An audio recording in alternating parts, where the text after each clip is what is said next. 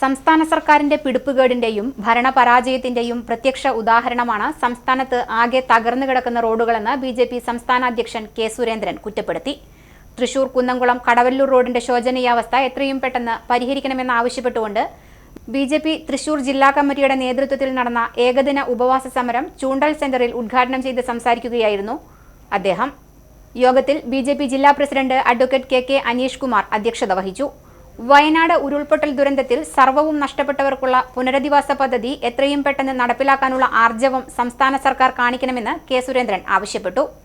ദുരന്തം നടന്ന് ദിവസം 10 കഴിഞ്ഞിട്ടും ദുരിതത്തിൽപ്പെട്ടവർക്കുള്ള ആശ്വാസമാവാൻ സംസ്ഥാന സർക്കാർ ഒന്നും ചെയ്തിട്ടില്ലെന്നും സമഗ്ര പുനരധിവാസ പദ്ധതി ഉടൻ പ്രഖ്യാപിക്കുകയും നടപ്പാക്കുകയും വേണമെന്നും കെ സുരേന്ദ്രൻ ആവശ്യപ്പെട്ടു.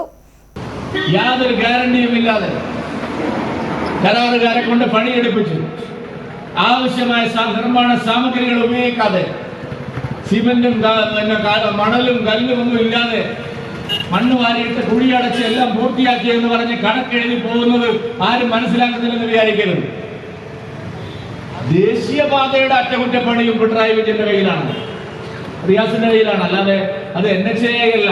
കേരളത്തിൽ പല സ്ട്രെച്ചിലും ദേശീയപാതയുടെ അറ്റകുറ്റപ്പണി സംസ്ഥാന സർക്കാരിന്റെ കയ്യിലാണ്. അപ്പൊ അവിടെയും ഈ പ്രശ്നങ്ങൾ ഉയർന്നു വന്നിരിക്കുകയാണ്. അതുകൊണ്ട് ജനങ്ങളുടെ നികുതി വാങ്ങി എത്രയാ ഇപ്പൊ കൂട്ടിയിരിക്കുന്നത്? എല്ലാത്തിനും 1 ലിറ്റർ പെട്രോളും ഡീസലും വാങ്ങുമ്പോ നിങ്ങൾ സംസ്ഥാന ഗവൺമെന്റ് വാങ്ങുന്ന അധികം 1 രൂപ മതി ശ്രീ പിണറായി വിജയൻ ഈ കാര്യങ്ങളൊക്കെ ഭംഗിയായി നിർവഹിക്കാൻ. സമാപന സമ്മേളനം ബിജെപി സംസ്ഥാന വക്താവ് ശ്രീ പത്മനാഭൻ ഉദ്ഘാടനം ചെയ്തു. ബിജെപി ജില്ലാ നേതാക്കളെല്ലാം ഉപവാസത്തിൽ പങ്കാളികളായി. സംസ്ഥാന സർക്കാരിന്റെ അനാസ്ഥയാണ് റോഡിന്റെ ശോചനീയാവസ്ഥയ്ക്ക് കാരണം.